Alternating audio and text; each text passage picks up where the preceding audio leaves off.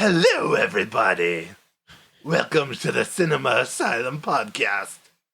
I am Matthew Walker, one of the superhero and sci-fi experts. The one that just did the Joker impressions, which was still the best I could definitely hear.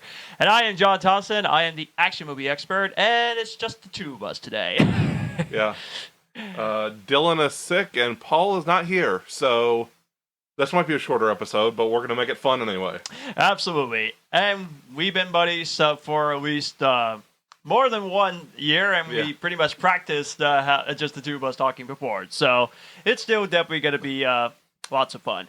Welcome to our 10th episode, everybody. Yes, 10th episode. Yes, and also another thing very special about this 10th episode, we have officially made it to over 200 downloads of the Cinema Asylum podcast. And as of this recording, as I'm reading this... Oh, wow. We have reached 225 downloads as of this recording. So let's just say to all the people that have listened to our podcast and also for the first-time listeners, we just want to say thank you so much for listening to the podcast, and thanks for laughing with us and smiling with us. And it's been a fantastic ride, and I'm looking for more episodes to come, Matthew. I'm looking forward to it. Yeah, I've had a couple people reach out to me and about checking out the podcast over the last few days. Oh, cool. Okay. And we're posting in the Shelbyville Facebook groups. Oh, cool. So we're really, my dad's been helping with that, so we're really trying to get those numbers up. So far, your dad's a really cool guy. I pretty much, I like your dad already. All right, yeah, we have pretty much got ourselves as a, hopefully a good episode that we hope you guys will enjoy, since it's only just going to be the two of us. I've been looking forward to giving my thoughts on the Super Mario Bros. Movie that I got to go see that week. I cannot wait to give you my thoughts on that. And we got ourselves a very interesting discussion about the Mandalorian episode 7 that we're going to be discussing. So, oh boy, that's going to be tons of fun. But before we do get started, you got some announcements to make, Matthew, and what is that? Yes, we've got dates for certain episodes, special episodes. We're doing a What Makes a Good series, which will be examples of like what makes a good action movie. And we're going to separate these out into 4 months, so 4 episodes, 4 months. Nice. What Makes a Good Action Movie will premiere August 29th. Okay, nice. The Power Rangers 30th Anniversary Special Episode will premiere September 5th. Ooh, okay. What Makes a Good Sci-Fi Movie, September 26th. Paul's favorite, What Makes a Good Horror Movie, October 24th. And then we will end it with What Makes a Good Superhero Movie, November 28th. Big events. Also, we are starting a film festival. Yes. We are going to have a committee, and the committee will have nominations. The nominations will open very soon, probably in the next week. We'll have a separate email to nominate, send your films for consideration. That will be called Dead by Cinema Film Festival. That's a good title. Dead by Cinema. I like it. And we will have a live stream event announcing the winners. Probably, it looks like it's going to be the first week in December. Ooh, okay. Or, we haven't discussed this yet, possibly, if we don't do that, we're thinking of a New Year's live stream. Oh, maybe we'll just combine the two. I've been wanting to be part of that, and I never got a chance to go a couple of times. Yeah. Well, no, we're going to actually have a live stream for the podcast. Oh, nice. Okay. We're actually going to, if we do it, we'll have, this will be a video live stream to YouTube. Okay. We'll just set up the camera in the corner and maybe have a bunch of people over and we'll discuss the whole year in cinema. And you're like everything that comes out this year. Dylan wear different mask, whatever he's going to wear, so that way he can actually look cool and any type of mask. Maybe he'll wear his Darth Vader mask or his Power Ranger mask, whatever he wants to wear. He just want to look cool. Yep. Oh, but then again, though, he's also camera shy. I'm going to sue. Yeah. Also, remember to like us on Facebook, Instagram, Twitter. Go follow our YouTube. Absolutely. We are going to be uploading more content all the time, and we really want to get our numbers up. A share goes a long way, so please share us if you like what you hear. Absolutely, absolutely. So definitely follow us on any of these platforms, and also our audio services for all these episodes are available on pretty much every single audio service that you can pretty much hear. Spotify, Amazon, iTunes. It's pretty much available anywhere. So please go check out any of our first 9 episodes, now 10 episodes of the Cinema Silent podcast. And for those people that actually caught up in the very first episode all the way up to the 9th episode, we appreciate that. Thank you for that. That's why the download numbers got up, because most of the people got to catch up, which is good. It's real good. We put a blooper up the other day, didn't we? Yes, we did. And you have something to say about that, so go right ahead. It was an Easter egg. It was a mic check from Dyllan from episode 2. We will have t-shirts when this episode drops. Which I got to see it. It is hilarious. We have 2 t-shirt designs currently, possibly a third by the time the episode drops. I will share the link on the Facebook page, and John will share it on Instagram, and Dyllan will share it on Twitter. But yes, we will have t-shirts by the time this episode drops Tuesday. Yes, and if you managed to listen to that Boober episodes, which I know 6 of you did, that is by far is still one of the most hilarious things about the Cinema Silent podcast is you're not just here to listen to the podcast, also just to do work for free, just to have fun. That's what it's all about, is to have fun and just to hang out. The laughter involved. Absolutely. And seriously, Matthew, your friends are so funny and so cool to hang out with. And one last thing before we get started, we have a winner. Oh, yes. From the picture contest. Yes, the picture contest. And who would that winner be, Matthew? Audrey Ray Pogue. So congratulations, you were right. The correct answer is Knives Out. Yes, one of my favorite mystery movies of all time, which, have you even checked out that movie yet, Matthew? No. You should. You definitely should. That should, by the time we're done recording this episode, I don't want to hear the next episode that you haven't checked it out yet. So what new movies have you watched this week? Well, I haven't watched much, just a couple. One I did get a chance to watch with you, and also the new movie that I got to go check out, the Super Mario Bros. movie, which, by the way, cannot wait to give you my thoughts on that movie. And I know we were supposed to do our Renfield episode, but because Stuff got in the way, we're going to push it back to next week, so that way Paul and Dyllan can give their thoughts about Renfield. But yeah, I finally got a chance to watch the first Fast and Furious movie, and I was surprised how much I really enjoyed the movie. I was very surprised that I actually really liked it. I didn't love it, but it was still really good. The acting was surprisingly good. Paul Walker, may he rest in peace. Excellent performance. Vin Diesel, of course, being Vin Diesel. That's pretty much a good thing. And the action scenes was surprisingly exciting. According to the third act, that was really good. The third act in that movie, that was pretty much a great action scene. So Dyllan's not here to block my puns. Vin Diesel doesn't run on gas; he runs on diesel. I forgot to say, since Dyllan is not here, he don't have to spray us with the punch. Sorry, Dyllan. If you're gonna listen to this episode. Oh my goodness! But yeah, I was pleasantly surprised how entertained I was about that movie. So definitely enjoyed Fast and Furious. The bad news is I still got 10 more to go, which that's gonna be quite interesting. It's gonna be either gonna be fun or it's gonna be painful. So God help me on that one. I guess you'll just have to keep rolling. Ay.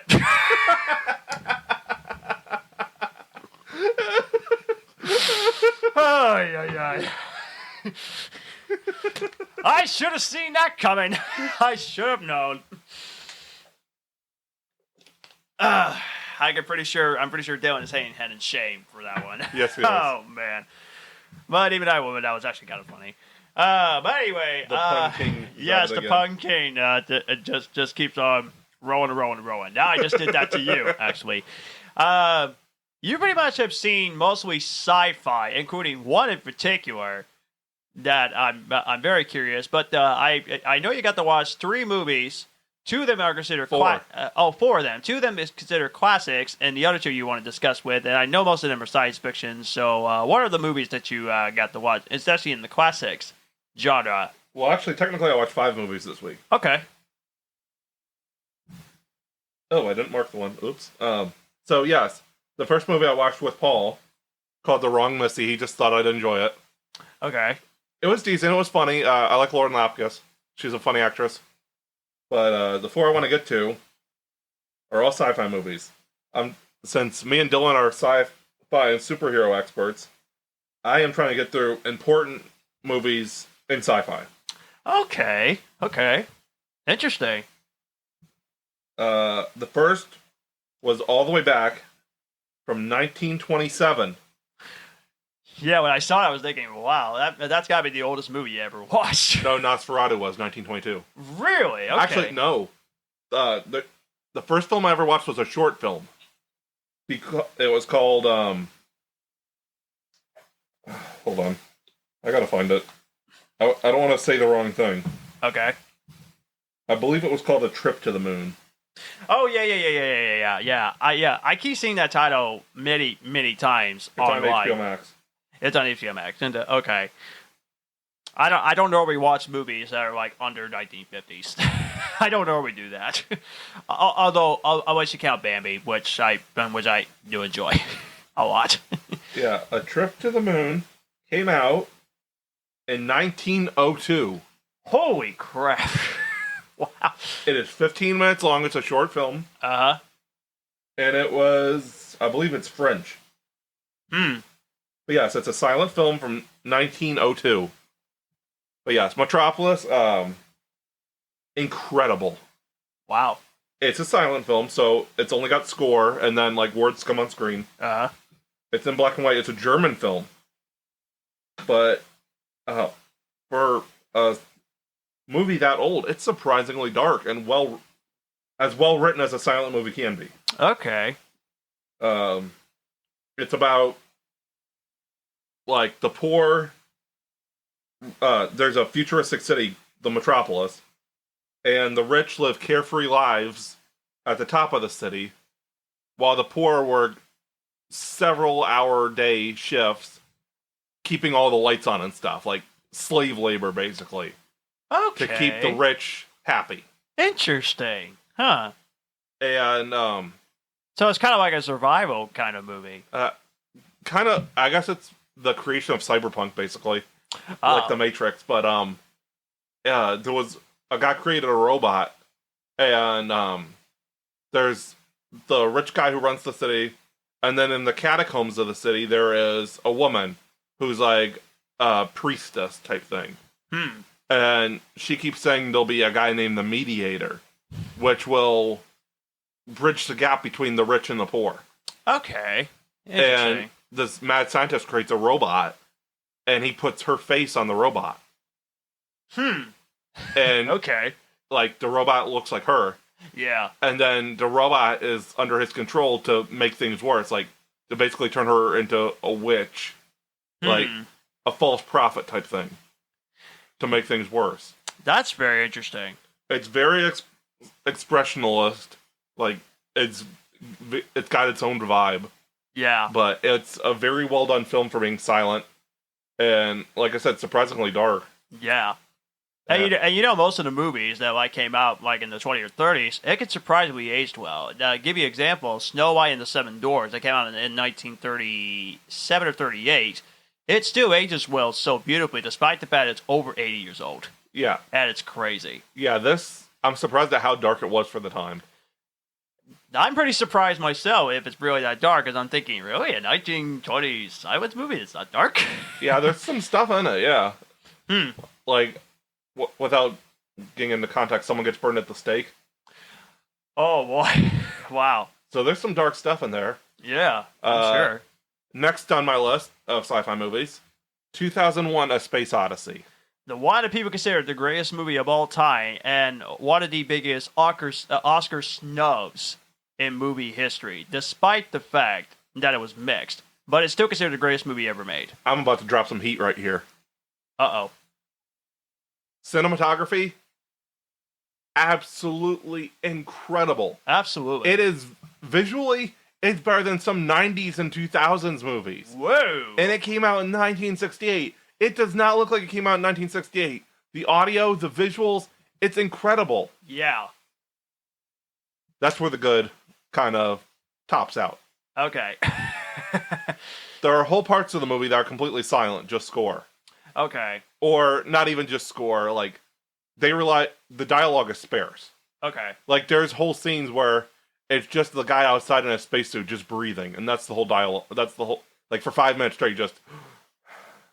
And one thing I also remember, I also keep seeing it was either like memes or also just kept on YouTube clips I kept seeing, and when people say, "I'm sorry, Dave, I'm afraid I can't do that." Yes, that's the one thing I remember about the movie, but that's pretty much it. Never seen the whole movie. Yeah, the plot's very thin. Yeah. It's all visual. Like, the plot is very basic. Yeah. If it wasn't for the visuals, it would not be remembered that well, I don't think. Yeah, that's true. So it's either a movie that people actually will love, or people will be, at the very least, thinking, visually stunning. Yeah, but... if you love visuals, definitely watch it. Yeah. And I'd still watch it if you're a sci-fi fan, because it is an essential sci-fi movie. Okay. Because I definitely want to give it a watch sometimes, but I've been very iffy whether I will watch this movie or not, because all I heard that people are very divisive. Either they love the movie or they actually thinking, I'm not sure. But I'll give it a watch sometimes and see what I think of it. Because Stanley Kubrick, he knows how to direct good-looking movies. I'll say this. I'd compare it to Interstellar. Okay. In the way that it's not for everybody. You have to love sci-fi and have that mindset of, that's true. I'm going to watch a slow movie that's a sci-fi art piece. Yeah. That's what it is. It's a sci-fi art piece for cinematography. There's groundbreaking special effects. Yeah, the way I see it, it does look amazing. Yeah, it's crazy. It's 1968. That's about 55 years old. Yeah. It doesn't even look like 1968. That's ridiculous. That's what it is. It's a sci-fi art piece. Yeah. If you enjoy sci-fi, if you enjoy, which I do, we're not talking Star Wars sci-fi. We're talking like how quantum mechanic works and stuff, like the hard sci-fi, right, technological, accurate depictions of space travel, stuff like that. Yeah. It's hard sci-fi, but if you enjoy thinking with your sci-fi, it's a very good movie. Absolutely. Next up is Close Encounters of the Third Kind. I've still been wanting to ask that. I still have the box set that I actually bought. I believe it was for my early birthday or late birthday last year. I've been wanting to watch that. I got the whole box set and digital and everything. What'd you think of it? Well, first I could give a shout out to Steve from work. Oh, yeah. Because he actually gave me it on a Blu-ray. Oh, cool. Yeah, yes, thank you, Steve, for that. Yes. It was a good movie. More of a mystery sci-fi. I like mysteries. Like, dealing with first encounter with aliens. Yeah. Like, it's more of a mystery, like, why, like, the government covers it up and stuff like that. A little bit dated, but it was a decent movie. Okay. I didn't like it as much as Metropolis, or I gave Metropolis in 2001 5 stars. Okay. Because 2001 just for the pure visuals, because of how incredible it was. I think I gave Close Encounters 4.5, maybe 4. Okay. So it's still a really good movie. It's just not quite as high. Well, as know me as a Steven Spielberg fanboy. Yes. I'll probably love this movie a lot more, probably. Yes. But it seems like that no matter what Steven Spielberg directs, I mean, he'll direct anything. War, comedy, sci-fi. Also put animation in that category. He directed The Adventures of Tintin. What else can he not direct? He pretty much directed pretty much every single genre, didn't he? Apparently. He's just like I said. I love Steven Spielberg, and I always look forward to whatever movie he does. It gets me excited to whatever Steven Spielberg directs. Yeah. And I get excited about anything. There's one more movie that you really want to talk about. Yes. And that is Contact, isn't it? Yes, with Jodie Foster. Yeah. Matthew McConaughey. James Woods. John Hurt. It's a sci-fi movie starring Jodie Foster, but she's obsessed with astronomy ever since she's little. Okay. And her dad ends up dying when she's young. And she's like obsessed with astronomy, trying to find intelligent life. She gets a signal. And, obviously. Yeah. She goes to find the intelligent life, and it's Matthew McConaughey plays an author who has faith. I'm not sure if he'd be a Christian or not, but yeah, he believes in God. And Jodie Foster's character is an atheist. and the whole movie becomes, while it's also talking about the journey to find alien life, it also becomes faith versus fact, belief versus science, and how they can coincide. Okay. And it makes for a very interesting movie, which I appreciate deeper themes in sci-fi. Oh yeah, yeah. So it made for a very excellent movie. I'd definitely recommend it.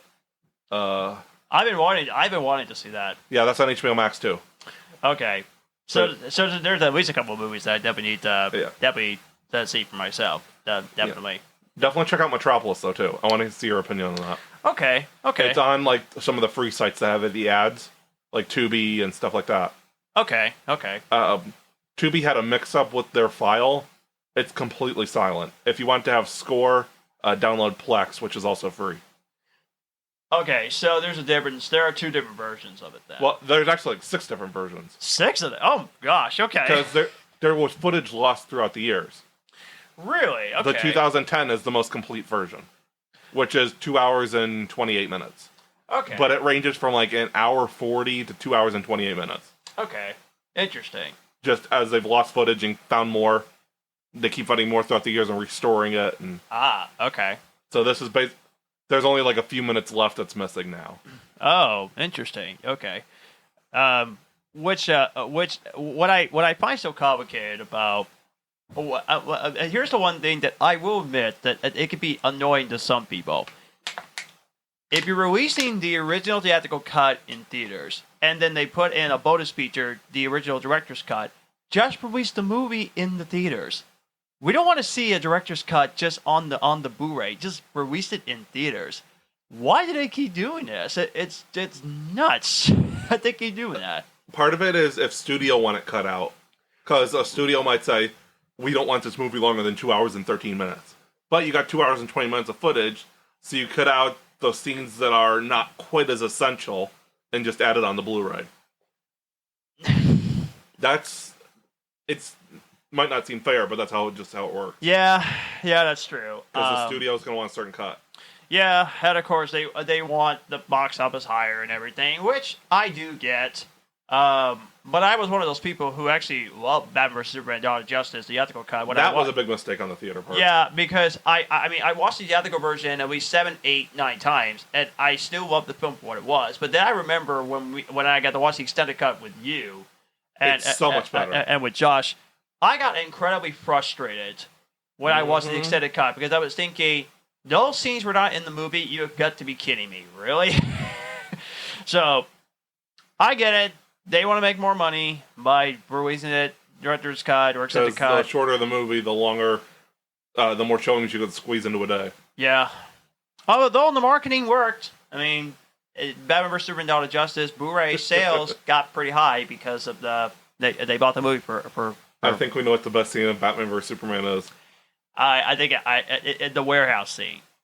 Lois, you're gonna flood the apartment. That was pretty good too. No, but for serious, the warehouse scene, yes. Yeah, that fight scene is incredible. And it's even better in the ultimate cut. Yeah, absolutely. It's I will happily defend that movie with a passion, which we will talk about divisive movies or movies that we love that critics hate. That will be in our episode very, very soon. Yes. Whenever we get a chance to talk about that. One thing we're going to do is, once we stop doing the Mandalorian reviews, we'll have more time to talk about other subjects.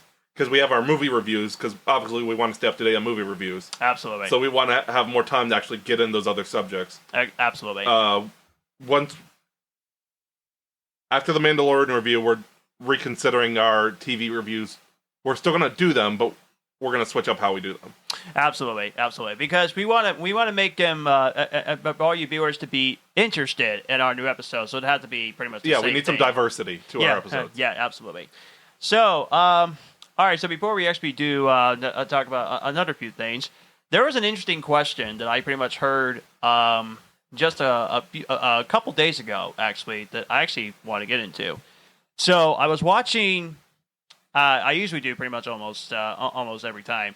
I like to watch a bit of clips from like the John Campea show or any other YouTube shows that they actually have done, and when they talk about the big entertainment news or big entertainment topics. So, and I heard this interesting question about little buzz about the upcoming Hunger Games movies that's going to be coming out. The Ballad of Songbird and Snakes. Yes. Which, before I actually get to the big question, I want to give you a bit of heads up, guys, of the big movies that will be coming out in November for all you first-time listeners out there, and then it will make sense by the time I get to the question. So here are the big movies that's coming out in November that it's definitely going to get lots of buzz, which might already get early buzz already. Dune Part 2, Yes. November 3rd. The Marvels, November 10th. The Hunger Games, The Ballad of Songbirds and Snakes that we're just talking about, November 17th. 3 weeks in a row of powerful movies. Yes. And I'd be counting the 4th. The Disney animated, hand-drawn sort of comeback, Wish, coming out November 22nd. That's also going to get a lot of buzz. Yeah. So the big question of the day is this, which I thought the question was very good. I thought it would be very useful for the podcast. Why is there little buzz for the Hunger Games, The Ballad of Songbirds and Snakes? That is a good question. But why is that? At least for you, why is there a little buzz for this movie? I just feel like it hasn't been promoted at all yet. We've seen like one teaser image and that's it. Yeah. I feel like because a lot of people don't know it exists because there's been so little buzz for it. I kind of forgot myself that film was coming out. I think once they put a trailer up and stuff, it's going to start picking up. Because the Hunger Games films did very well. Although, to be fair, because it's so far set apart from the other films, I still don't think it's going to do as well either. Yeah, probably not. I think it'll do decent, but not as well. Okay. Now, Dune, on the other hand, that's going to clean up again. Oh, yeah, absolutely. Dune, especially in the visuals category. Yes, it's going to light up the Oscars again. We're calling it now. Yep. Dune Part 1 is incredible. It was my second favorite film of 2021, and it's an incredible sci-fi piece. Beautiful visuals, good story, stellar cast. You got Rebecca Ferguson, Dave Bautista, Jason Momoa, Timothy Chalamet, Josh Brolin, Oscar Isaac, Stellan Skarsgård, David Dastmalchian. It's just loaded. Talk about an all-star cast, man. I tell you, it's crazy. And Part 2 is adding Austin Butler, who played Elvis. Oh, wow, okay. He's playing, like, the unhinged, like, psychopath Joker type character from the franchise called Fade. Okay, interesting. Wow. It's gonna do good. Yeah. I have no doubt in my mind that will do well. Yeah, and there's definitely likely going to be a possibility that it could possibly maybe make it better than the first movie. Yeah. It does have potential, that's yes, for it sure. does. The Marvels, I'm not too sure about. We're gonna get into this a little bit. Okay.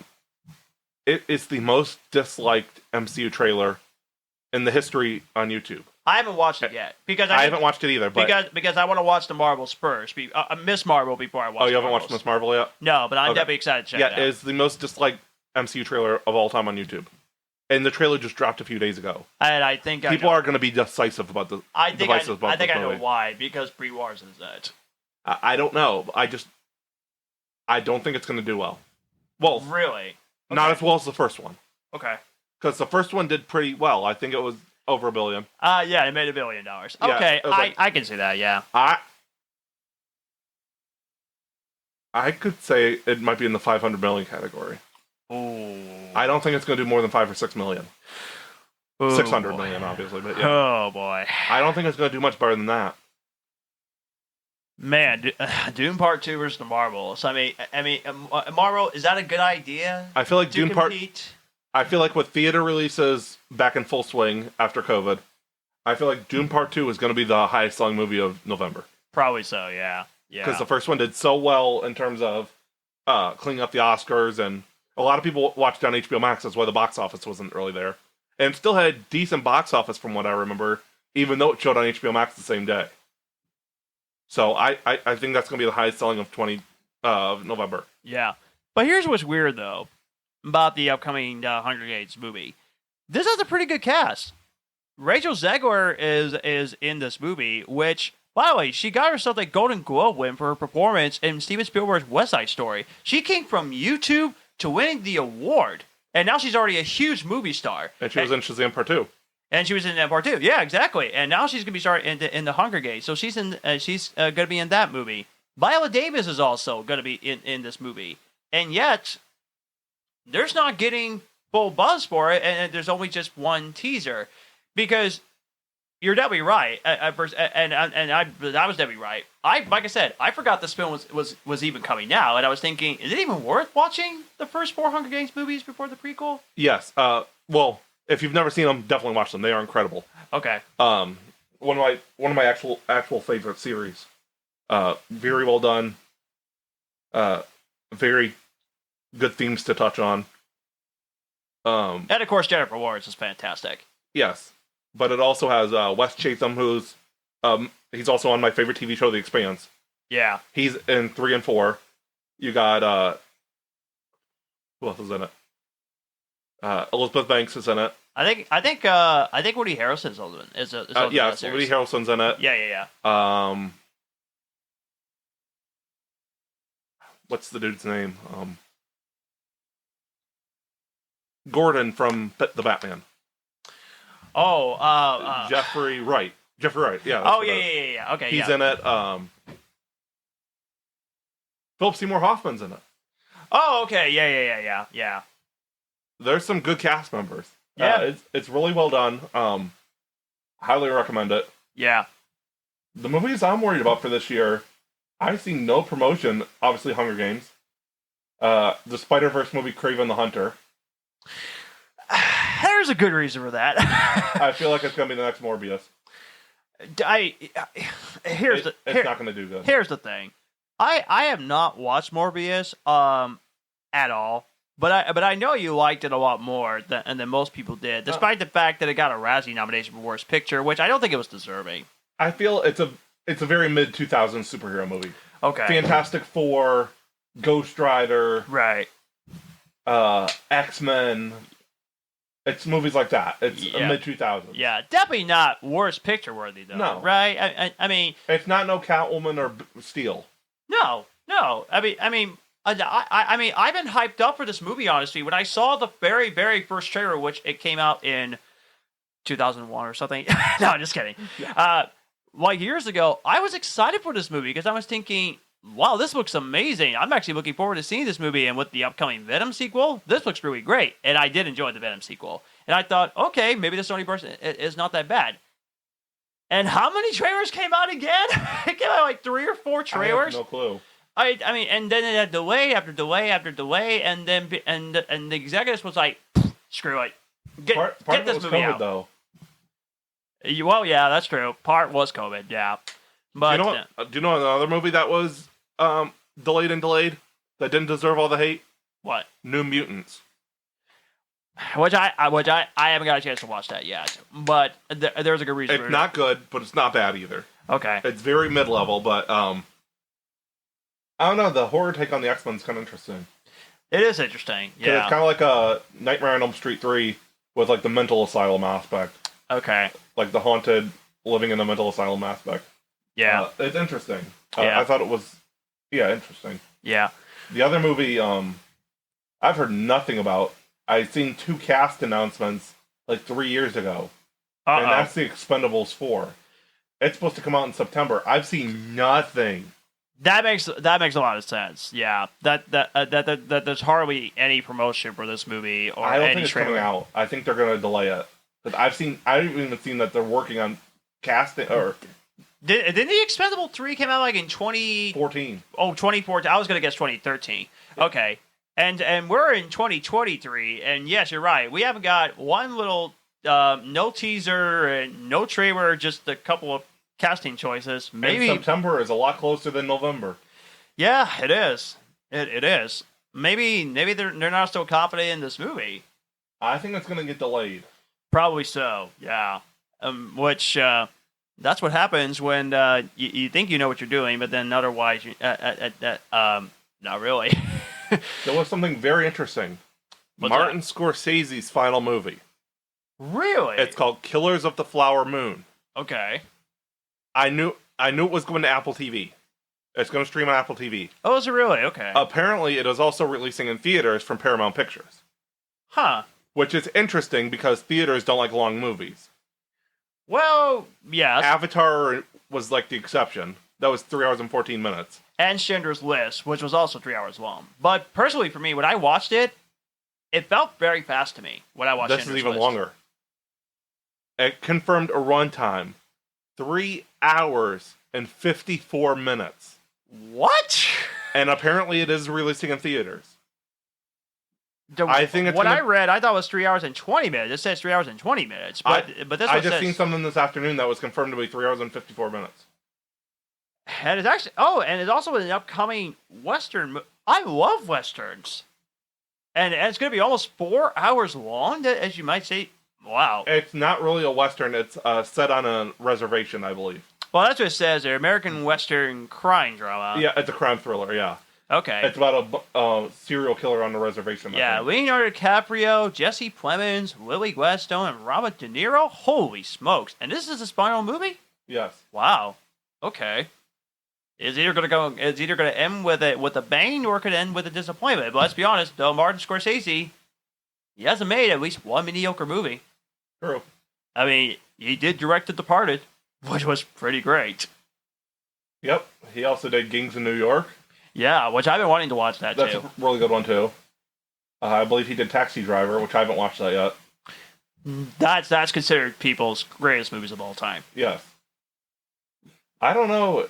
This is it's an interesting turning point for movies right now. Absolutely. Martin Scorsese's quitting. Quentin Tarantino's quitting. I think we're at a kind of a crossroads with cinema right now. You think so? Yeah. I mean, but the best news is there will be like more young directors that will come out, and they will make their directorial debut, and they'll make something special after if the first movie gets critical acclaim. True, but also think of this for a minute. Are there any original movies doing well anymore? Like, very well? Or is it all Marvel, Disney, Star Wars? It's all the big franchises. Right. Truly original movies do not do that well anymore. Well, that's a tough one. With the exception, obviously Christopher Nolan can make good money with whatever he does. Absolutely. Certain directors can do that, but overall, original movies do not do quite as well anymore. It's all the big franchises that do anything anymore. Right, and mostly also movies that are based on true stories. Yeah. True crime stories are a big thrill right now. Big thing right now. The one thing that people can say that could be just original movies is usually in the comedy drama. That's when most people say, "Oh, it's an original movie." It's mostly in the comedy category, but drama and also superhero movies. I don't know. That's all that's popular anymore. I love superhero movies. They're my favorite genre. Absolutely. But superhero movies are pretty much, besides superhero movies and Disney and Star Wars, it's pretty much all that sells anymore. You got other big franchises like Godzilla that sells, Fast and Furious that sells. But these are franchises that have been around for years and years and years. Right. I mean, the last time that was an original movie was Disney animated film Strange World. But it was still Disney. They had the Disney label. So Disney automatically does well. Usually. Right. But the movie that came out, it didn't do well in terms of box office receipts, despite the fact that it actually is an original story. Right. Which I was surprised to hear that it did very well. But then again, it did compete. I think it did compete against a big movie come out in November, but I don't remember what it was. Yeah, I don't remember either. But let's look back at last year.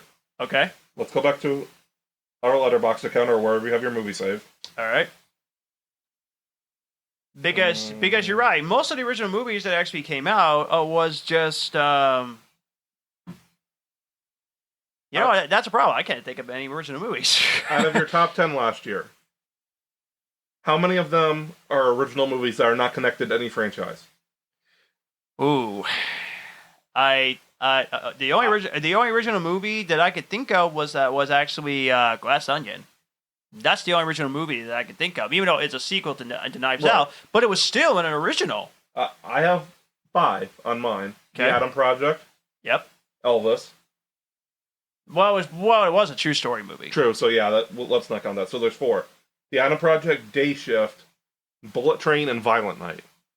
That's true. Violent Night actually did very well for an original movie. Absolutely, it did. So did Bullet Train, for that matter. But yeah, a lot of original movies. I've been wanting to watch that. It's on Netflix. Okay. A lot of original movies do not do that well anymore. Yeah. So, I mean, I kept hearing these questions about, is Hollywood running out of ideas? And I kept saying, no, they're not running out of ideas. I mean, okay, they're making remakes and also they're doing superhero movies, but I don't see anything that can actually say that Hollywood's running out of ideas. But that did not occur to me that we don't have a lot of original movies anymore. Yeah, it's all franchise movies. Or you don't hear of them. Yeah. Like, there's original movies out there, but usually they go directly to streaming or something because nobody's ever heard of them. Yeah. Which that's actually can be a curse also to movie theaters, is if the movie comes out in streaming, you don't have to pay for it. Right, and but yeah, we're actually going to do an episode on that later probably in the next few months. The pros and cons of streaming services. Okay, that's going to be interesting. That's definitely going to be a good one. Let's give that a tentative date of July that we'll do that. Okay. We can definitely do that. All right, let's go on to our next thing that we'll actually get into, and I guess we can actually get into this question that you actually asked this question. Actually, we actually get to that. Paul actually just keep on messaging us. Actually. Oh, I didn't see that. Yeah, Paul. It turned out that he actually wanted to be. Ew, we could join him in. Yeah, absolutely. Yeah, absolutely. Okay, so yeah, we might as well get to this question, and also for many of you listeners out there, you can actually tell us the movie to this question, and that is, what movie sequel after 10 years or later you thought actually did well after the original? That's going to be our main point, though. Let's do our Mandalorian review first. Okay, yeah, we can actually do that first. Okay, so before we get to that, I made a boomer on my part. My bad. Sorry, buddy. It's okay. Yeah, that's the main discussion point. So. Yeah, main discussion. Yeah. Let's get into The Mandalorian Season 3, Episode 7. Now, this is funny. Before I press play, you made a wall post and said, wow, that episode, surprise emoji. Oh. That is so funny that you actually said that before I even pressed play, because I was thinking, okay, that's perfect timing. That's perfect timing. But, man, that episode was so intense. Mm-hmm. Very action-packed. And also, I think I've seen that villain before, right? And he was he in Season 2? Yeah, he was in the first 2 seasons. Yeah, he was the first 2 seasons, yeah. By the way, love the villain. That's Moff Gideon. Moff Gideon, yeah. He's the guy that originally had the Darksaber. Yeah, it's great to see him back in that season. But even though it did end with a cliffhanger, at least we're going to get episode 8 much quicker than most of the other TV shows that have cliffhangers. Because normally I hate cliffhangers. I normally hate those. I'm looking at you, Flash Season 6. I hated the cliffhangers at the end of that last episode. That was stupid. But I really thought episode 7, they handled the cliffhanger in that episode really well. I love the whole episode in general. Very action-packed, very intense. Also some really good funny scenes with Baby Yoda. That gets me really interested to see what they're going to be. Yes, no. That was awesome. By the way, spoilers, if you guys have not seen episode 7 of Season 3. But I would say out of all the episodes, I would probably say that would probably be either my third or second favorite episode of Season 3 of The Mandalorian so far. But with the cliffhanger ending in general, I thought the whole episode was absolutely fantastic. And I'm very curious how episode 8 is going to go, if there's going to be a lot more surprises. So I personally think it was a really excellent episode. What'd you think of it? My biggest thing was the cinematography in this episode. Oh, absolutely. The beginning, I know you haven't seen it yet, the beginning screamed Blade Runner, like the first probably 3 minutes. I was going to say, that gave me Blade Runner vibes. Yes, it was amazing. I loved it. Blade Runner is one of my favorites, especially 2049, one of my favorite movies. And that just screamed Blade Runner. It's like, yes! Absolutely. But yeah, the cinematography was great. Very well done story. Character death at the end. Man, I did not expect that. That's the part where I thought, man, that was intense. And apparently next week is going to be even more of an interest. Well, by the time of this episode, tomorrow's episode will be even more crazier crazier. Yes, absolutely. Yeah. Because they said And this next episode will hurt. In case you don't know that, we record on Sunday. This is so that means Tuesday's episode. So then Yes. that for next tape. So, but anyway, go ahead. But they said this next episode will hurt. Uh-oh. So, yeah, this could be very interesting. I mean, if they're going to do Mandalorian season 3, I assume the main character is not going to die. Well, they are on season 3.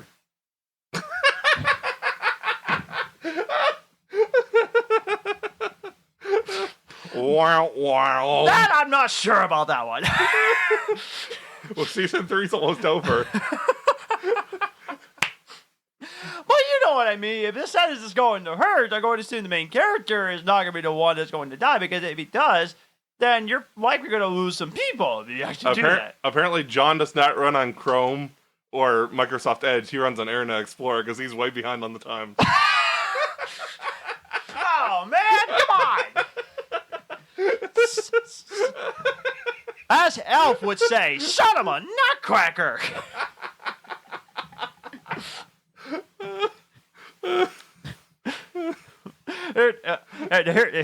Here's a pun joke for you.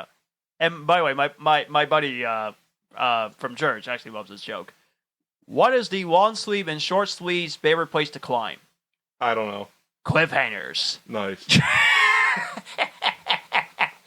I was watching Power Rangers last night. Yeah. As a kid, it was the greatest thing ever. Right. Now it's fun, but it's so cheesy. Right. Exactly. They had a baseball villain. It was a baseball monster. I'm sorry, what? It's a baseball monster named Babe Ruthless. Oh, right, I saw that, and I was laughing. I was thinking, wait, what? I was like, that's enough for tonight.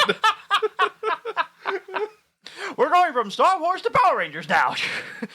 We're trying to fill out the time. Yeah, exactly. We're trying to make it at least close to our normal episode length. Yeah, exactly. I thought the Mandalorian was really good. I'm curious to see like the finale this week. Yeah, absolutely. But yeah, the Power Rangers one. Yeah, it's very cool that most of the whatever cons they do, they mostly there's at least one Power Ranger that would come in to do at least a Comic-Con or any type of Comic-Con, because there are still adults who still loves Power Rangers, no matter if they actually think it's actually too kiddish or not. Yeah. They still enjoy it. The one thing I have to say, my favorite thing about Power Rangers, there are so many fandoms that are toxic. Yeah. Well, not that are toxic. They have toxic people in them. Yeah. They're divided. They're filled with hatred. Power Rangers is a family. Absolutely. The actors are still respected, even from 30 years ago. Once you're a Ranger, you're always a Ranger. Absolutely. Fans included. It's a giant family. There's no bad blood in Power Rangers, from what I know. Yeah. It's a very wholesome fandom. Which is good. Because let's be honest, most of the fandoms, like I said, especially Star Wars fans, because Star Wars fans can be very divisive and Star Wars and DC have big ones. Yeah, and probably Marvel too. But but it seems like the people in different generations, they have a favorite Power Rangers. Yes. But they always respect the other. Exactly. Which I will be honest, there's a funny story behind it, actually. I remember when I actually was a little kid, I was watching Power Rangers, and I remember my mom usually would tell me, John, I don't want you to watch that show. It's too violent. It's too action-packed. But I'm thinking to myself, but Mom, it's so cool. It's got some robots and action scene. It's so cool. Yeah, it is, but it's a little too violent. Yeah. But I remember really liking the show. I was probably the 2000s version. That's probably what I grew up watching. Not the 90s version, but probably the 2000s version that I actually was watching. I believe it was on ABC, probably. I don't... The first one I actually remember watching was wasn't a rerun, was Lost Galaxy, which was 99. Okay. That was where they were on the space station. Oh, the whole time? Oh, gosh. Most of it was on a giant space station, yeah. Oh, okay. But what I also found interesting about the Power Rangers thing, is that, if I could be mistaken, I think they used most of the robots from like Japanese movies. Most of the fight scenes are actually copied. And That's just so hilarious on so many levels. yeah, all the human scenes are where they're not in costume are original. But yeah, most of the fight scenes and the Zords are from the Japanese show Super Sentai. Have they ever got copyrights for it? The production that No. did this one? It's basically like an American dub of it, basically, kind of. It works. Yeah. It definitely works. Yeah. If you watch Mighty Morphin, which is what I'm doing right now, I've never made my way all the way through it. Rita Repulsa, the original villain, it's the same actress from the other show. She had a different name in the Japanese show. Okay. Since she doesn't wear a mask, because the Power Rangers mask, there's no mouth movement. But That's Rita true. Repulsa, it's her actual face. So her lips do not match with what is actually coming out of her mouth. Oh, because no. she's actually saying something else in Japanese. And in this, she's talking in English. Oh, boy. Oh, boy. And it's probably a totally different thing. Yeah. Because it's not the same dialogue either. Because the Japanese show is actually, I think, rated 14. I'm pretty sure It's more of an adult I'm pretty show. sure the kids didn't even notice that the lips don't. I never noticed before. Yeah. But I can kind of lip read now, so it's definitely noticeable. Yeah. And some of the people probably say that the '95 Power Rangers movie probably the greatest thing ever since we were your kid. But you look back on it, as you said, it could be pretty cheesy. Yeah. One of my favorite things, though, is we'll get into this later because with our What Makes a Good Superhero Movie episode, Yeah. and movies that people hated but audiences loved, or well, that some people loved. Yeah. The 2017 Power Rangers movie. That is one of my favorite movies. Oh, I know. Yeah. I will defend that movie, and so will Dylan. Yeah. Same thing with Batman v Superman. Yes. I will definitely defend that in a heartbeat. And actually another one that I actually will defend, but we'll get to that Yeah, another time. we'll do that episode. Yeah. So, yeah, I didn't to say it's childhood nostalgia is still with us. It's still with our hearts, and we still have the hearts for these movies and TV shows that we pretty much had in our childhoods. Yep. Which, speaking of childhood, I think we are now going to get to the sequels. Okay. So I actually thought that we were doing the one that was like 30 years past the original, but we're gonna do 10 years because that opened. If we do 30, that limits how many we do. This gives us more room to wiggle.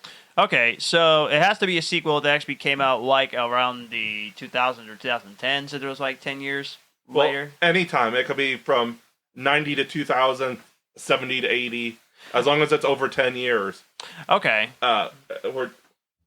Sequels are more than 10 years apart from the last film in the series.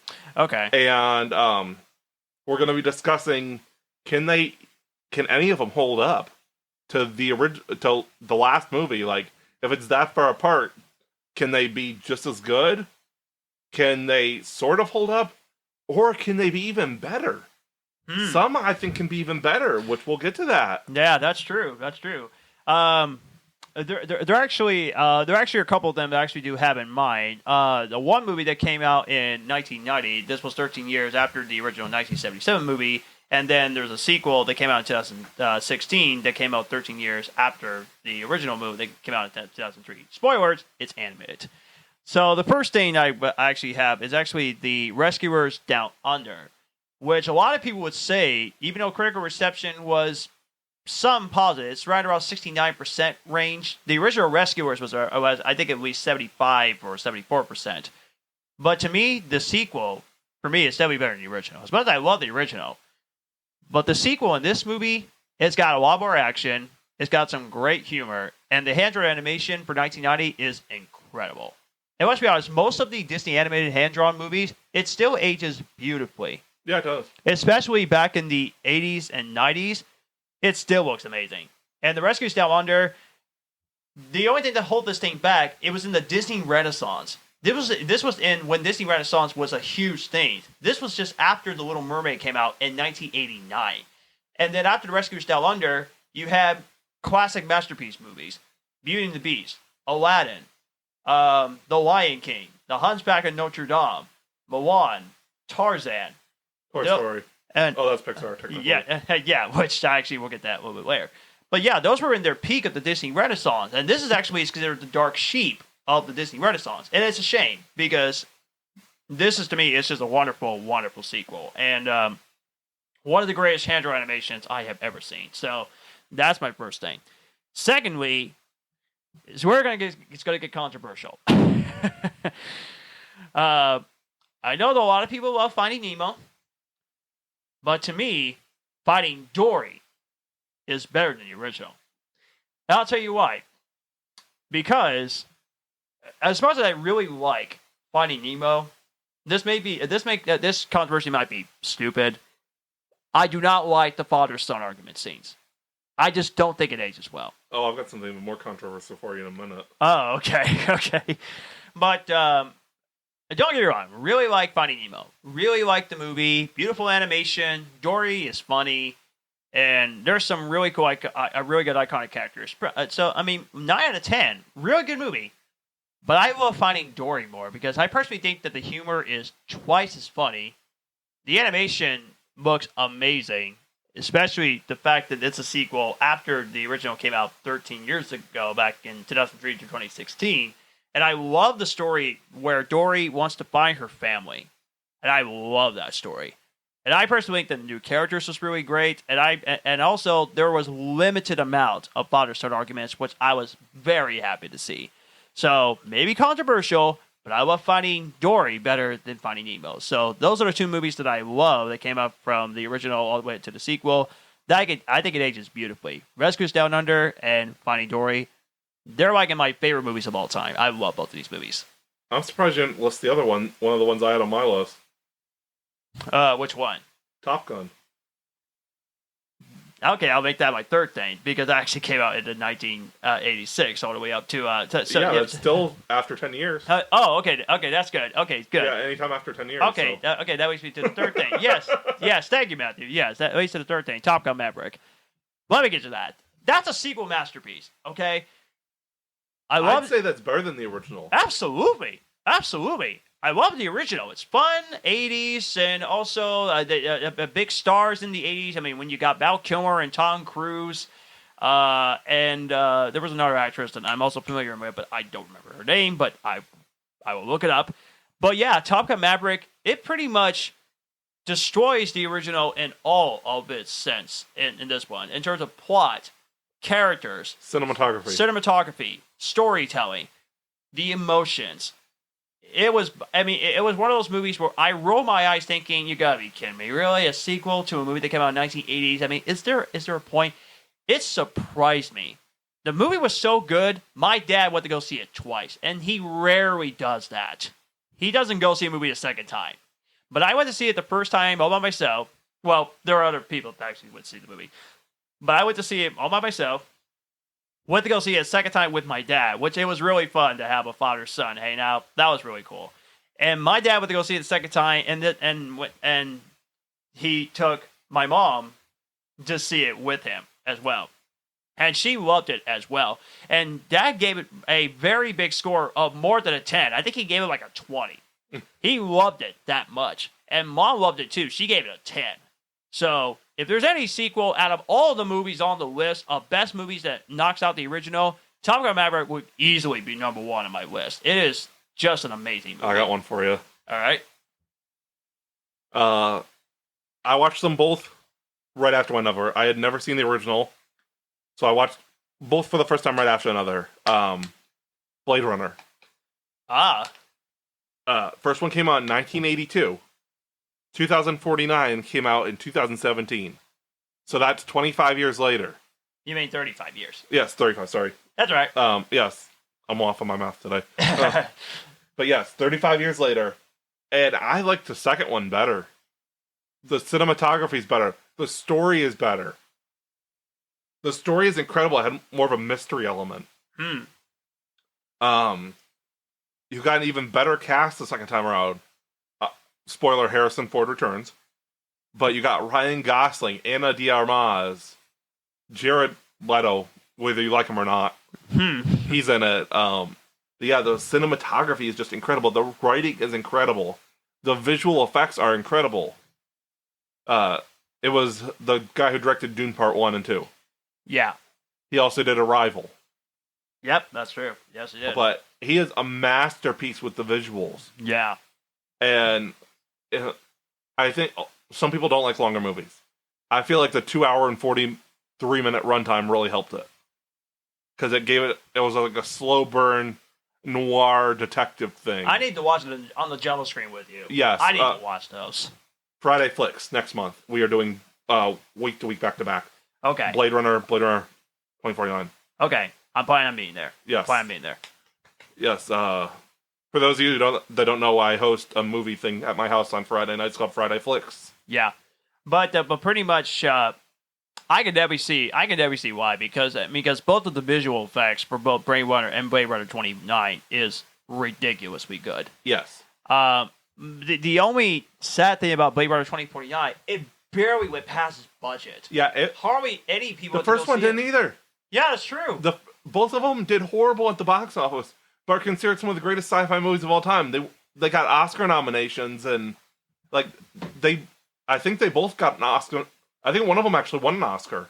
Probably so, yeah. But yeah, they did horrible at the box office, and they're both considered two of the greatest sci-fi movies of all time. And yet, hardly people went to go see these movies. Why? They're called classics. I don't get it. I personally don't get it. And I do believe that there was supposed to be a potential to do a sequel. There is a sequel. Well, oh yeah, that's right. There's gonna be a coming TV show, right? Miniseries on Amazon Prime called Miniseries. Blade Runner 2099. Okay. That one kind of counts, but that was not their plan. They were supposed to do like a actual movie sequel. Yes. To Blade Runner 2049, but because that it barely went past its budget, now they went to shift it just to do TV show. I'm honestly okay with it. If it's supposed to be a trilogy, and this is going to be the end of a trilogy, right? Oops. A miniseries is just a long movie. I'll take an 8-hour movie to end it off. That's true. Or a 6-hour movie. Like, it's an intricate story, and it's a slow burn. So I would take a 6 to 8 hour movie to end it off. Right. If it's going to be like the ending of the story, yeah, I'd be okay with that. Yeah. But what I find is weird, there's another one in the Blade Runner universe that's very strange. The Black Lotus anime? Yeah. I have not watched that yet. Yeah. Very strange. And I know people were very divisive on it, because either they think that it's very weird to put that into a universe because of very strange computer animation or something like that, or others who are like, I'm fine with it. But I can't give you my thoughts on it since I never seen the first two Blade Runner movies, nor the TV show. It's on Adult Swim, which I hardly watch any show that's after midnight, unless I want to stay up on Thursday. I like to stay up late. Well, I think it's on HBO Max now too. Yeah, that's true. That's true. But yeah, that'd be a very good choice for that one. Which I definitely need to watch those, because I'm pretty sure I would fall in love with these movies. Yeah, Top Gun was my other one. I think the second one is better. Oh yeah, absolutely. Third one, you haven't watched that either yet. Predators. Really? Okay. I love the first one. First one's one of the greatest sci-fi movies of all time. Second one, decent, not the best. I think the third one's better than the second one, and that was between, I believe, 1990 and 2010, so 20 years later. Okay. Interesting. Okay. Because they changed some of the details for the third one. It's not even on Earth. And they have a cast of all these... Usually it's like, the first one is Arnold as an army guy. Uh-huh. And it's his army unit versus the Predator. Yeah, and the second movie... has Danny Glover as a cop. As a cop, yeah. And it's the cops versus the Predator. Yeah. The third one, it's all these real, like, terrible people being put on the Predator's planet to be hunted. Like, you got a death row inmate. You got a Russian death squad. You got a member of the Mexican cartel. Like, all these really bad people. Yeah. That have a mercenary. Like, all these trained killers being put against the Predators on an alien planet to be hunted. Yeah. So it makes for a really different story, and it's actually really good. Yeah. That's interesting, because when I was going through your letterbox, I actually saw that, and I believe you gave it like 5 stars. Yes, I love that movie. Yeah, and when I saw that, I was just thinking, wow, because all I heard is that this is sort of considered the dark sheep of the Predator movies, and also some people either liked or some people don't like. Some people think that Adrian Brody was miscasted. I didn't think he was. There's actually a surprise in the movie. I won't say what the surprise is. Okay. But the guy who played Venom in Spider-Man 3, Topher Grace. Okay. He has an interesting role in the movie. So I wonder what that could be. yeah, I'm going to have to give it a watch. I guess I'm going to have to give it a watch for myself, actually, because like I said, Prey surprised me. Like I said, I mean, I didn't think I was going to love it because of the genre that I was very iffy with. But yeah, it was just a phenomenal prequel movie, and the action was just so good. So, I don't know if the Predators are streaming anywhere, but I know where it is streaming that you could watch it. My Voodoo account, which I'm going to give you the password. Yeah, which he will totally not share it. That's for sure. He's definitely not going to share it on this podcast. No, because let's be honest, we don't want to get scammed. That would not be fun. Yeah. All right, but private sharing. yeah, exactly. It's all privacy. But anyway, all right. Now let's go on to to my movie review, to my most anticipated movie that I got to go see for this month. Anyway, hopefully one of your buddies will call in soon. At least hopefully. I don't think he's calling. Right. Okay. But yeah, let's get into the movie that I've been nervous and excited the most. Besides The Flash, it's gonna be coming out. It'll be coming out in June. So for those of you who have not listened to this podcast yet, and it's your first time in joining in, I'm a humongous Mario fan. I grew up with the Mario video games that I played so many times when I was a kid. My uncle had an SNES console. Still had the original console that came out in the 1990s. That has cartridges that I had to blow. You had to blow the cartridges in order to play the game. Most annoying thing about video gaming, but I digress. And I played many of the classic Super Nintendo video games that I love playing. Super Mario World, Donkey Kong Country, Super Mario Kart. I'm a humongous Nintendo fan in general. And when I heard that the animated Mario movie was coming out, I was both excited but also nervous at the same time, because I was just thinking, please do not ruin my favorite video game character. Please, all I want is just a good, maybe at least a great video game movie, because most of the video game movies that they actually has made has not done very well in terms of how to do an adaptation of a video game movie. We're going to do an episode on that. Okay. That'd be fun and interesting. But then I heard about the casting, because I've been waiting to figure out who the casting for this movie what's going to be. And there were a few casting choices that I was just like, oh yeah, absolutely. Jack Black as Bowser, that sounds like an awesome casting. Seth Rogen as Donkey Kong, that sounds like an awesome casting. But who's going to play the main character, Mario? Okay, show it to me. And I found out it was going to be Chris Pratt, which I would be excited for. But I was nervous at first, because I was just thinking to myself, yeah, I'm not sure about that. Because we all know Mario as an Italian who always does this famous catchphrase like, "It's me, Mario, let's go, wahoo," and all that stuff. And he's not Italian. Chris Pratt is totally not Italian whatsoever.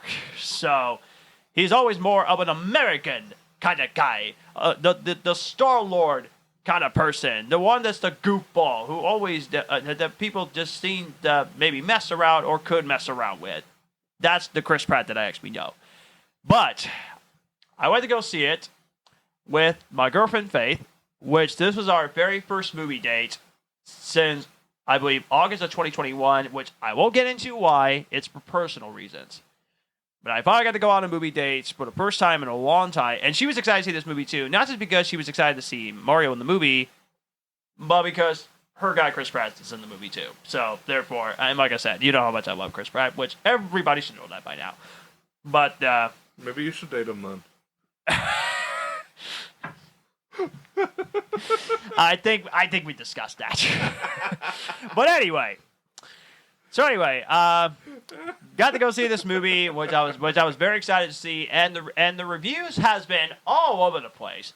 There were YouTubers who actually really liked this movie, and there were others who were very mixed on it. And according to the critical reception to this movie, it's very mixed. It has a 58% for Rotten Tomatoes, which is not terrible. The box office is a whole other story, though. Yes, which I was going to get into. As of this recording, which I might as well just go ahead and just say it now. I might have said this box office number, but I'm just going to go ahead and say it. It's going to make $678 million in just less than 14 days, which is absolutely insane. But then again, I shouldn't be surprised because because the Mario fans are loved by millions of fans around the world, especially outside of the United States. And it's Illumination Studios. Absolutely. Creator of Despicable Me. Yeah, which I do not know why you do not like that franchise. I don't know why. The Minions are trash. Shut it. I will fight you over the Minions, but we will get to that another time. But anyway, so yeah, after hearing about the box office returns and what people actually thought about the movie, which I did not read the Rotten Tomatoes score after I saw the film. I actually looked at it after the movie was actually over. Now, I'm only counting the video game movie. I'm not going to count the TV show The Last of Us because of how incredible the TV show is. I'm just counting the movie as in general of what I actually take up the movie. And the reason I'm saying this because this is my thoughts about the Super Mario Bros. Movie. Now we're going to get to review. Here we go. This is the greatest video game movie ever made. Wrong. And you want to get a fight on this one, huh? Well, let me get to my review before you get why you're going to disagree. But to me, this is a perfect video game movie, and I'll tell you why. First of all, I love it that they stick to the plot. Which, by the way, spoilers, by the way. I love it that they kept the same plot as most of the video games. They kept it nice and simple. They didn't need to change a thing. And I personally thought that the whole video game plot as a whole was perfect. The comedy was hilarious. The animation in this movie is one of the greatest illumination animation I have ever seen. They nailed the character design so beautifully. They nailed everything. The backgrounds, the character design. It's like the video game. It's ridiculous that they managed to make it just like the Nintendo game. It's phenomenal. The Easter eggs was so good. It was more than so good. It was absolutely amazing. They managed to do almost every Nintendo reference to this movie, and it was absolutely awesome. And I remember seeing these, and I was thinking, "Yep, I remember this one. I remember that one." And the musical score is also just amazing. They actually do pretty much the exact Nintendo theme music they used for this movie to pay tribute to the video game. It's genius. I love it when they actually do that. Then the characters, which I'll get to the main character actually later. To give you my thoughts on it. But to give you the characters that most people agree are the best characters, right off the bat, Jack Black as Bowser. You would love him. He was awesome in this movie. He was so funny. He sings in the movie. I know, I've heard it. And I've heard Peaches. And I love the song. It's so funny. When I was hearing the song, I was laughing so hard. I was cracking up over there. And when he was doing his Peaches, I started laughing. And I heard that song at least 4 or 5 times. It still cracks me up. And there's a great cover by Brian Huell, by the way. Watch this cover of that song. It's hilarious. But Jack Black easily was the best character in the movie. Jack Black did a music video of it. I saw that. I was just thinking, okay, that's definitely Jack Black. That's definitely for sure on that one. But Jack Black in that movie was just absolutely phenomenal in this movie. Then we get into the other character that I also love in this movie, and that is Anya Taylor-Joy as Princess Peach. Normally, in the Mario video games, they would actually do in the Mario video games where Mario has to save the princess. Well, in the movie, Mario and Peach are teaming up to save Mario's brother, Luigi, which was played beautifully by Charlie Day. He was fantastic. Love him in this movie. But Princess Peach, she can kick butt. She can pretty much do what most princesses would never do, and that is to pretty much wants to save the Mushroom Kingdom. When normally princesses get captured. But she decided that she was going to join in by saving the Mushroom Kingdom and to save the day. So, she was absolutely fantastic in that movie as well. I would definitely say it's another of my favorite characters of the entire movie. Then there's Keegan-Michael Key, who plays as Toad, and he was absolutely hilarious in this movie. Toad was so funny. I love Toad in this movie, and Keegan-Michael Key as a whole is a hilarious actor, by the way, and he's very funny as a comedian in general. So I thought he was really great in this movie. The character I was excited the most was Seth Rogen as Donkey Kong. Now, he's my favorite Nintendo character ever, and Donkey Kong Country Trilogy video game is my favorite video game series. I love Donkey Kong Country so much. And Seth Rogen was so funny. He was so hilarious, and Seth Rogen was just so great in this movie. So, love the characters of these guys. Now let's get to, most people say the elephant in the room. Let's get to the plunger in the room. Chris Pratt plays as Mario. There has been very divisive thoughts about Chris Pratt's casting, as I already mentioned before in this beginning of this review. I'm sorry. I should have never doubted him. He was great. Loved him. He was fantastic. I could not picture Chris Pratt as Mario anymore. I just couldn't do it. All I can picture was Mario played by Chris Pratt, and he did such a great job at it.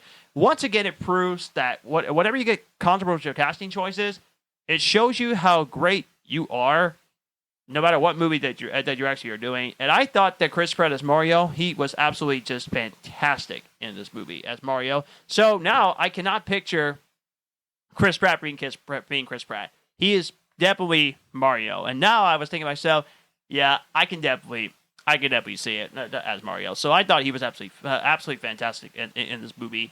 And there was some great takes about the movie that I also loved. There is a Mario Kart sequence, which is so fabulous. It was such a fantastic scene, and it was just so great. Like I said, I love everything about this movie, and I'm so excited for the Nintendo universe. I'm so excited for the upcoming projects that they're already thinking about. I'm already excited about the new Donkey Kong movie that they're going to be doing, and I'm very excited about the sequel they're going to be doing. Which, by the way, stick around after the movie is over because there are 2 credit scenes, which they're both great. There's one that's absolutely funny, and there's a second credit scene that actually sets up a sequel. So stick around for the credits. It is definitely worth it. So overall, out of all the, I'm not counting TV shows. Like I said, I'm counting video game movies. Out of all the video game movies, this to me is the perfect video game adaptation. It's going to make my top 10 movie of the year. It's going to be ranked up there for me. And once again, critics, I don't care what you said. They're so wrong on so many levels. It's supposed to please the Mario fans. And as a Mario fan, it absolutely pleased me. I love this movie. It's going to be my favorite Illumination movie ever. And I'm going to watch it 5, 6, 7 times when it comes out on Blu-ray. And also when it comes out on streaming. I'm going to watch this movie multiple times and I will never get tired of it. So to me, this definitely is a must-watch. So I'm going to give this film, for me, a perfect 10 out of 10. I love this movie. You just pleased a Mario fan, which was me. And for all you Mario fans who loves this movie, 96 of the people that love this movie, thank you. And Cinema Score, A. That was a grade of A. I'm glad you love this movie, and I'm glad you're trashing the critics. Thank you for that. So, I love the movie. And yes, I'm going to go see this movie again in theaters before it comes out on Blu-ray. So, I got 2 thoughts. Due to the success of this movie, do you see the NCU happening? Yes. Nintendo Cinematic Universe. Absolutely. Absolutely. What do you think would be the next movie? I think they should do Donkey Kong next. I think they should do Donkey Kong Country next, and then do the Mario sequel next. I feel like Legend of Zelda should be pretty soon too, though. Yeah, that's true. I feel like Donkey Kong, then maybe Legend of Zelda, then the Mario sequel. Okay, that would make a lot more sense. Yeah, I would totally be on board with that. Absolutely. But yeah, I haven't seen Mario yet, but Resident Evil: Welcome to Raccoon City is an excellent video game movie. Okay. It almost directly follows the first 2 games. Okay. So I would say that's a very good video game movie. A lot of video game movies are not good. No, not really. Well, with a few exceptions, though. Sonic the Hedgehog movie, I do love that one. And now we're at an interesting spot, because video games are usually a lot bigger than movies. That's true. and now they're doing TV shows of video games. You got Fallout coming. The Last of Us shattered all expectations. Absolutely. Fallout's coming. BioShock is coming. Gears of War is coming. I think they're doing a Call of Duty show. Twisted Metal's getting a show. So there's a lot of video game shows that are coming. Right. And I feel like those could do well because it's more open because it's a TV show. There's a lot more they could do with it. Yeah. I can definitely see that. I can definitely see that. But there actually are a few exceptions of video game movies that I will admit I actually thought were great movies. Like I said, Sonic the Hedgehog, Detective Pikachu, I did like that one. I haven't seen that either. Oh, it's really great. And Ryan Reynolds as Pikachu, he's really funny. He's really great. You would definitely like that movie. So, Sonic, Detective Pikachu, Uncharted, that was surprising. Yeah, that was pretty good. That was surprisingly really good. I personally loved that one. I like the remake of Tomb Raider. I didn't really care I need to watch that. I didn't really care for the Angelina Jolie movies, but I like the remake.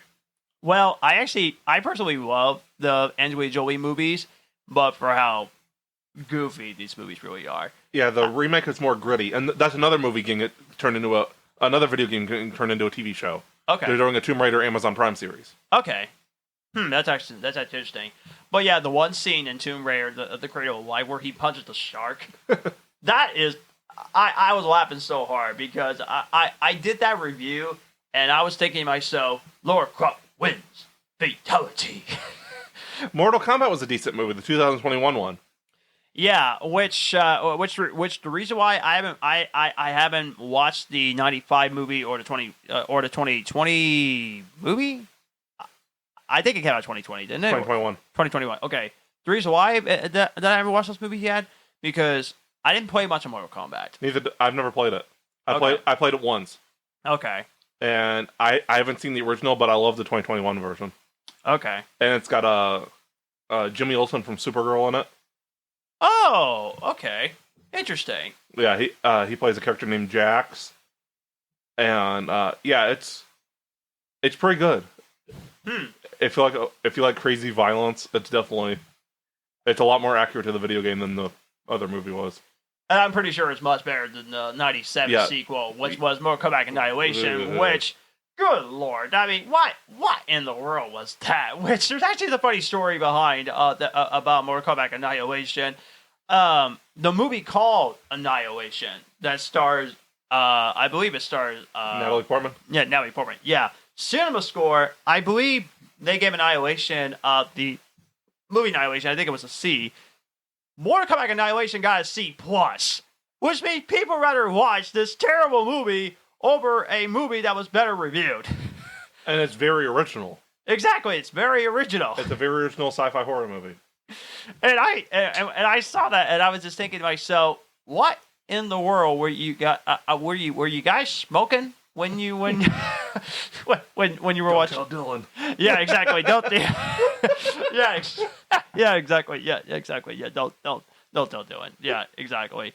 But yeah, that's another thing that we definitely need to get into when it comes to why movies are very divisive these days. Yeah, that's an episode we should do. Speaking of Annihilation, I feel like we should do an episode on sci-fi horror movies. Like I said, the Alien movies, almost all of them, was really good.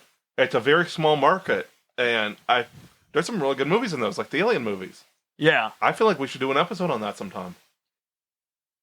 What is one in particular that I would be interested in watching? I already seen Paul W. S. Anderson's, excuse me. Horizon. Yeah. which it's a very interesting movie. The acting is good. The acting is really good. And there are some visuals that are surprisingly very well done. And it definitely is one of the better directed movies that he has directed.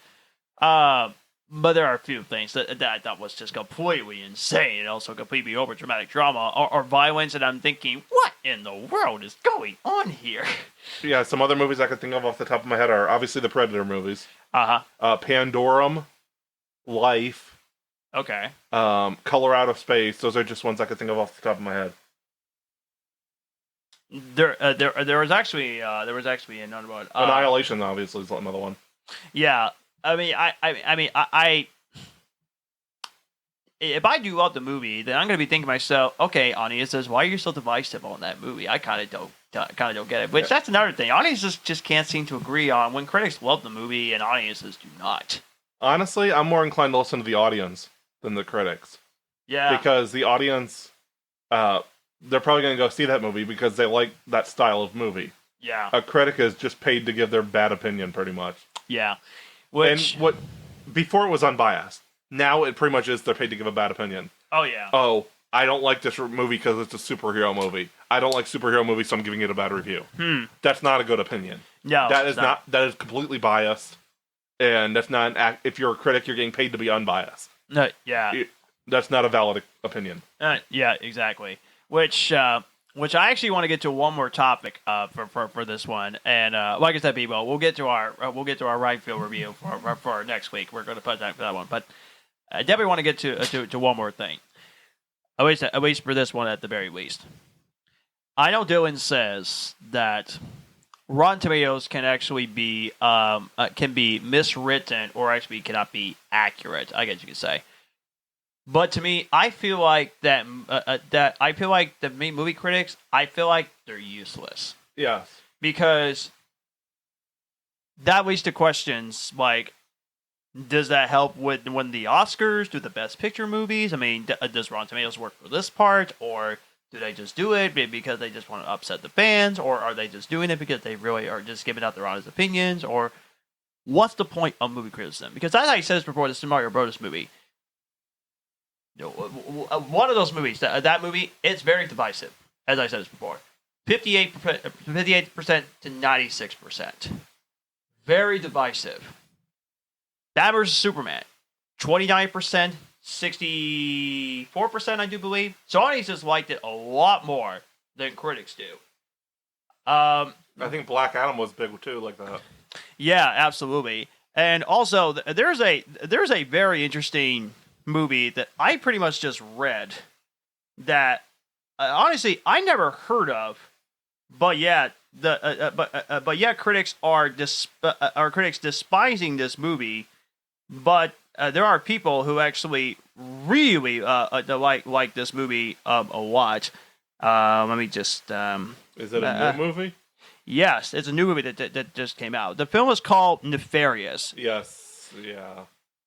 25% for Rotten Tomatoes. 97% audiences loved it. It has a 72% combination. I'm skipping out on that one. I'm sorry. But that's one of that has to be one of the more divisive movies I have ever heard. I've heard nothing but good things about it. It's just not a movie for me. Okay, and which I'm wondering why, because it says here that it's a what genre is that? It's a or psychological thriller. Oh yeah. Okay, but I'll tell you why after. Okay. But yeah, it seems to be. We'll get to that in just a little bit. It seems to be people are like they're always divisive. Like if there's something movie that critics actually hate and that audiences love, it's really a trend here. Like the Super Mario Bros. Movie Nefarious, the remake of The Lion King. Critics didn't like it. Audiences loved the remake. Same thing for the Aladdin remake. Critics didn't. Thought it was just meh. Audiences loved it. It's the same thing over and over and over again. They just cannot seem to agree. Mm-hmm. But I think it's a good thing, but a bad thing at the same time, because why can we disagree on every movie that we actually have seen? So I feel like that's another thing that we should get into. What the problem with movie criticism also could be a huge problem. Why it should be for the fans, not just for the critics. I think we should talk about that as well. But yeah, you were gonna get to me why you're not interested in the various. Go ahead. Oh, no, after we're done. After you're done. Oh, okay. Yeah. Okay. But what do you think? Do you think movie criticism should movie criticism? Do you think it's dead? Like I personally think it is. In a way, yeah, because like I said, nobody gives their unbiased opinion anymore. It's all emotional. I don't like superhero movies, therefore this is a bad movie. Right. That's not a valid criticism. Yeah. You should be explaining why the movie's bad, not because you don't like that style of movie. Yeah. I don't like the story is simple, so I'm going to give it a bad review. Right. Well, that's more of a valid review, then I don't like the style of movie, so it's bad. But, like, is the acting bad? Is the special effects bad? Is the story bad? Those are all valid reasons. Not, I don't like the style of movie, so it's bad. Exactly. Which is it's just as pointless. Or a big one with Marvel. Okay. Marvel versus other movies. This has been a new thing over the last several years. This movie isn't fun. Not every movie has to be fun. That's true. Yeah. Yeah. It can be serious. It can be funny. Yeah. It can be combinations of the two. Yeah. Not every movie has to be fun. Absolutely. Absolutely. You could just have fun with it, or so you could just put out a seriousness as a whole. Great example of that, Man of Steel. Yes. I know that people will say, "Well, I like the 1978 Superman movie. This is way better. It's a classic. I don't like the serious one. It's too dark." People, movies has changed big time, and controversial, I know. But Man of Steel, for us, it's a better Superman movie. And in a heartbeat. I'll put this in there before we wrap this up. Okay. Man of Steel is how many years later? 10 years later. It came out in 2013, yeah. Yeah, compared to 1978. Yeah. Things have changed a lot since then. 9/11's a big thing. Yes, if an alien came to Earth, like Superman, nobody's going to trust them. Yeah. It's going to be, well, what about the dangers of it? We are not as trusting as us people anymore because all the bad things that have happened over the years. Absolutely. Just things have gotten worse. More violence, whatever else. But yeah, we are not as trusting as people anymore. And there's going to be that apprehension if there's something different. Yeah, absolutely.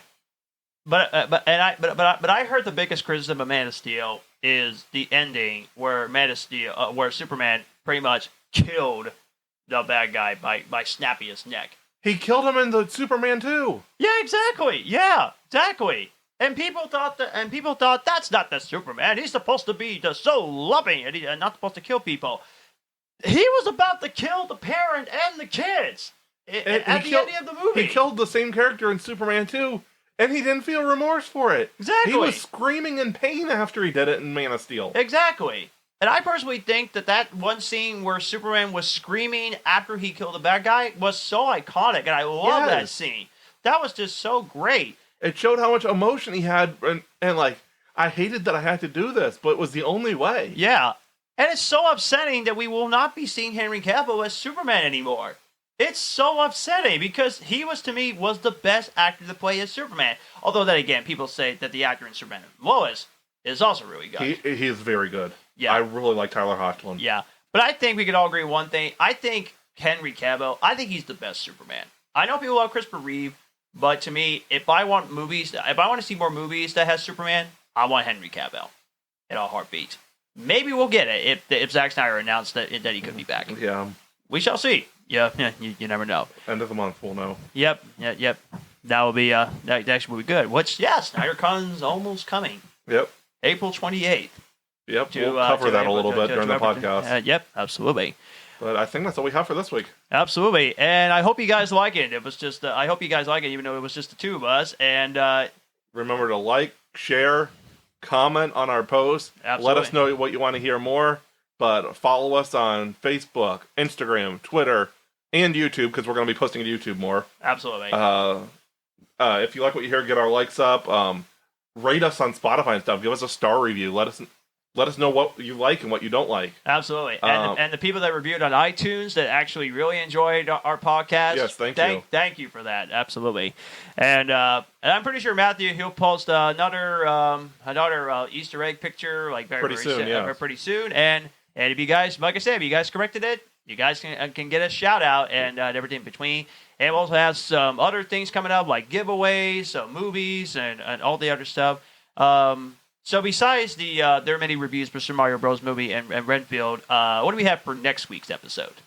That's pretty much it, because we got Mario and Renfield, because we also got the last Mandalorian episode.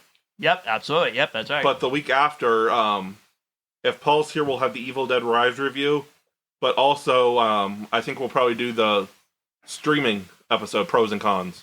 Yes, because the more we actually do something like original stuff, and also the more new things we actually get, the more we can actually get more viewers. And I feel like the streaming episode will be a really good one.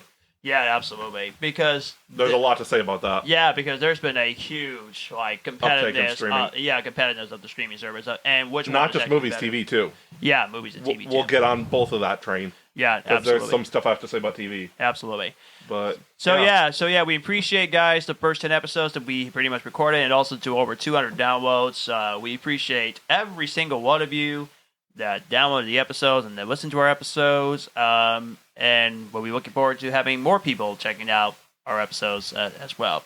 So thank you so much for listening, everybody, and may God bless you. And we'll see you all next time for episode 11, also known as episode 11. So have a great week, everybody. Bye.